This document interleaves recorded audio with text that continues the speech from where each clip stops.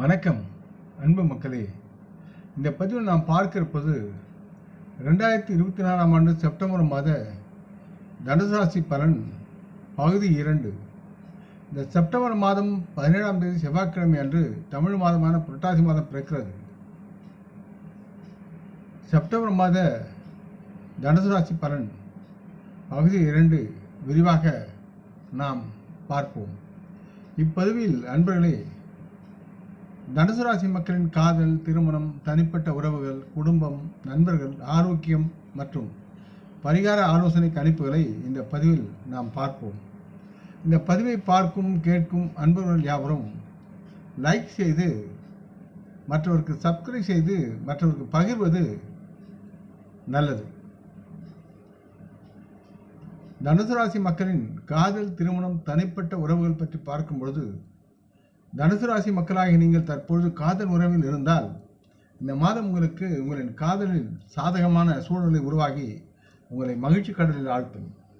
இருப்பினும் சில சிறிய ஏற்ற இறக்கங்கள் இருக்கலாம் என்றாலும் இந்த மாதம் முழுவதும் 5ஆம் வீட்டில் ராகு பகவானும் மற்றும் 11ஆம் வீட்டில் கேது பகவான் இருப்பதால் மாதத்தின் முதல் பாதையில் 11ஆம் வீட்டில் சுக்கிரன் இருந்து 5ஆம் வீட்டை கவனித்துக் கொண்டே இருக்கிறார். இந்த வான கிரக நிலை ஏற்பாடு உங்கள் காதல் உறவில் பாசம், அன்பு மற்றும் பரஸ்பர புரிதல் போன்ற உணர்வுகளை தக்க வைக்கவும் மேம்பட வைக்கவும் உதவும் என்று நம்பலாம். இருப்பினும் உங்கள் துணையை அளவுக்கு மீறி அதிகமாக நீங்கள் நம்பாமல் ஏதேனும் சற்று எச்சரிக்கையாக இருப்பது நல்லது. உங்கள் உறவு ஒப்பீட்டளவில் புதியதாக இருந்தால் சுயநலம் அவரவரின் பங்கில் சில சுயநல நடத்தைக்கு வழிவகுக்கும் என்பதால் சற்று கவனமாக பேசுவதிலும் பழகுவதிலும் இருப்பது நல்லதாக இருக்கும். விளையாட்டாக எதையும் நீங்கள் பேசவோ செய்யவோ கூடாது. இத்தகைய சூழ்நிலையில் நீங்கள் விழிப்புடன் இருப்பது தங்களின் புத்திசாலித்தனம். இதனால் உங்களுடைய காதல் உறவு மேம்படும். திருமணமான தனுசு ராசி மக்களுக்கு இந்த மாதம் இணக்கமான காலத்திற்கான சாத்தியத்தை வழங்குகிறது. 7ஆம் வீட்டின் அதிபதியான சுக்கிரன் மாதத்தின் முதல் பாதையில் 11ஆம் வீட்டில் அமர்ந்திருப்பதால் சமூக மரியாதை மற்றும் கௌரவம் அதிகரிப்பதோடு உங்கள் வாழ்க்கை துணையின் மூலம் நிதி நன்மைகளை நீங்கள் பெறலாம். கூடுதலாக குரு பகவான் இந்த மாதம் முழுவதும் உங்கள் 7வது வீட்டிற்கு அருள் புரிகிறார். இது உங்கள் திருமண உறவின் இனிமையை மேம்படுத்துகிறது என்று நீங்கள் நம்பலாம். நீங்களும் உங்கள் மனைவியும் உங்கள் உறவை மேம்படுத்துவதில் அக்கறையுடன் செயல்பட்டு பணியாற்றுவீர்கள், மகிழ்ந்து வாழ்வீர்கள். மேலும் உங்கள் 10ஆம் உங்களது பந்தம், பாசம் மேலும் நிலையானதாக வளரும். உங்கள் குடும்பத்தின் மகிழ்ச்சியில் உங்கள் வாழ்க்கை துணை முக்கிய பங்கு வகிப்பார் மற்றும் அவரின் பொறுப்புகளை அவர் உணர்ந்து அவர் தங்களுக்கு தேவையான கடமைகளை நிறைவேற்றுவார். எனவே இந்த மாதத்தை நீங்கள் உங்கள் வாழ்க்கை துணையுடன் மகிழ்ச்சியில் கழிக்க அதிக வாய்ப்பு இருக்கிறது. மகிழ்ந்து வாழலாம்.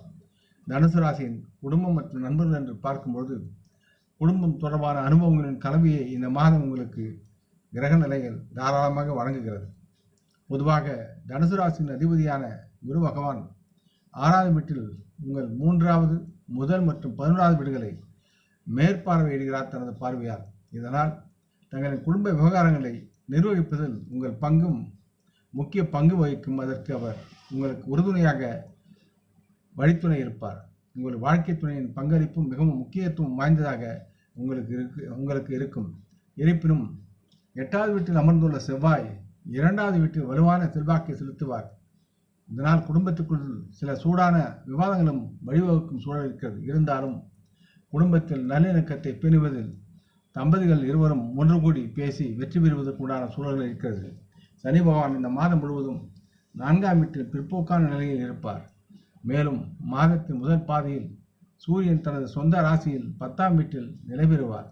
இது உங்கள் பெற்றோருக்கு சில உடல்நல சவால்களை கொண்டு வந்து வரலாம். ஆயினும் கூட இந்த மாதம் தங்கள் குடும்பத்துக்கான நிதி முன்னேற்றத்திற்கான காலகட்டத்தை அறிவிக்கிறது. இது புதிய சொத்துக்களை பெறுவதற்கான சாத்தியக்கூறுகளை உள்ளடக்கியது. உங்கள் உடன் பிறந்தவர் நல்வாழ்வை நீங்கள் உறுதி செய்வீர்கள். உங்களால் முடிந்தவரை அவர்களுக்கு உரிய ஆதரவை வழங்குவீர்கள். உங்களின் துணையின் கடின உழைப்பு மற்றும் நேர்மறையான பங்களிப்புகள் குடும்பத்திற்கு மகிழ்ச்சியை கொண்டு வந்து சேர்க்கும். மாதத்தின் பிற்பகுதியில் உங்கள் பெற்றோரின் ஆரோக்கியத்தில் நல்ல ஒரு முன்னேற்றம் ஏற்பட்டு குடும்பம் மகிழ்ந்து வாழக்கூடிய சூழல் இருக்கிறது. தனுசு ராசி மக்களின் ஆரோக்கியம் சார்ந்து பார்க்கும் பொழுது இந்த மாதத்தில் உங்கள் ராசியின் அதிபதியான குரு பகவான் மாதம் முழுவதும் உடல்நலப் பிரச்சனையுடன் தொடர்புடைய 6வது வீட்டில் நிலைநிறுத்தப்படுவதால் உங்கள் ஆரோக்கியத்தில் தனுசு ராசி மக்கள் சற்று கவனமாகவும் எச்சரிக்கையாக இருக்க வேண்டியது அவசியமாகிறது. உங்கள் நல்வாழ்வை நீங்கள் பராமரிக்க கொழுப்பு நிறைந்த உணவுகளை அதிகமாக உட்கொள்வதை தவிர்க்க பரிந்துரைக்கப்படுகிறது. காரணம், அது அதிகரித்த கொழுப்பு எடை அதிகரிப்பு அல்லது செரிமான பிரச்சனைகளை தங்களுக்கு விளைவிக்கும் என்பதால் நீங்கள் அதில் துன்பப்படுவீர்கள். கூடுதலாக பிற்போக்கு சனி உங்கள் 5வது வீட்டில் அதன் செல்வாக்கை செலுத்துவார் மற்றும் மாத தொடக்கத்தில் வியாழன் 6ஆம் வீட்டிலும் செவ்வாய் 7லும் புதன் 8ஆம் வீட்டில் இருப்பதால் இந்த கலவையானது ஆரம்பத்தில் தங்களுக்கு சில உடல்நல உபாதைகளை உங்களுக்கு அதிகரிக்க செய்வார்கள் என்று கிரகங்களுடைய சூழல் தெரிவிக்கிறது. இருப்பினும் இந்த மாதம் முன்னேறும் போது தங்களுடைய தேக நலம் நல்ல முன்னேற்றங்களை அடைந்து நீங்கள் நலம் பெறுவீர்கள். இதனால் நீங்கள் ஆரோக்கிய நன்மைகளை அனுபவிப்பீர்கள். இருப்பினும் கூட உங்கள் ராசியின் ஆட்சியாளரின் சவாலான நிலை காரணமாக நீங்கள் நோய்வாய்ப்படும் அபாயம் இருக்கிறது. எனவே தேவையற்ற பழக்கத்தை விட்டு போதைப் பொருட்களை அதிகமாக பயன்படுத்தி தவிர்ப்பது மிகவும் புத்திசாலித்தனமான சூழலாக இருக்கும். தனுசு ராசி மக்களுக்கு ஆலோசனை என்பது உங்கள் வேலையில் கவனம் செலுத்துவது மற்றும் தேவையற்ற வதந்திகள் மற்றும் அதிகப்படியான தகவல் தொடர்புகளை தவிர்ப்பது முக்கியம். காரணம், இந்த நடத்தைகள் யாவும் தங்களின் தொழிலுக்கும் வேலைக்கும் வாழ்வுக்கும் குடும்பத்திற்கும் சிக்கல்களுக்கு வழிவகுக்கும் என்று கிரகநிலைகள் அறுதியிட்டு கூறுகின்றன. மற்றும் உங்களின் தொழில்முறை பொறுப்புகளை புறக்கணிப்பது உங்கள் வாழ்க்கையில் தேவையற்ற சவால்களை ஏற்படுத்தக்கூடும். இதனால் பொருளாதார பற்றாக்குறை ஏற்படும். அதில் சிக்கி தவிப்பீர்கள். வணிகத்தில் இருப்பவர்கள் எதிலும் கருத்து இல்லாமல் சுய உணர்வு அற்று எதிலும் இறங்குவது நல்லதல்ல. அதை தவிர்ப்பது உங்களுக்கு நன்மையாக இருக்கும். மற்றும் உங்களின் வணிகத்திற்கு சாத்தியமான எதிர்மறையான விளைவுகளை தடுக்க உங்கள் வணிக கூட்டாளர்களுடன் நேர்மையான உறவுகளை பெறுவது அவசியம். மாதத்தின் ஆரம்ப நாட்களில் உங்கள் வணிக கூட்ட சங்கங்களில் சில தடைகள் ஏற்படலாம். இருப்பினும் செப்டம்பர் 4ஆம் தேதி முதல் புதன் தனுசு ராசிக்கு 9ஆம் வீட்டில் சிம்மராசிக்கு மாறும்போது நல்லதொரு திருப்புமுனையை நீங்கள் எதிர்பார்க்கலாம். இந்த மாற்றம் இந்த மாத இறுதி வரை தொடரும் மற்றும் உங்கள் வியாபாரத்தில் கணிசமான நல்ல லாபத்தை நீங்கள் அடைவதற்கு உண்டான சூழலும் இருக்கிறது. மற்றும் முக்கியமாக உங்கள் ராசி அதிபதியான குரு பகவானின் பீஜ மந்திரத்தை தினமும் தவறாமல் காலையில் எழுந்தவுடன் உச்சரிப்பது உங்களுக்கு நலமாக இருக்கும். வியாழன் அன்று உங்களின் ஆசிரியரை வணங்கி அவரது ஆசி பெறுங்கள். மற்றும் ஒரு மாணவருக்கு உரிய பாடத்திட்ட பொருட்களை வழங்கி அவர்களை மகிழ்ச்சிப்படுத்துங்கள். வியாழக்கிழமைகளில் வாழை மரம் மற்றும் அரச மரத்திற்கு தேவையான நீர் கொடுப்பது நலமாக இருக்கும்.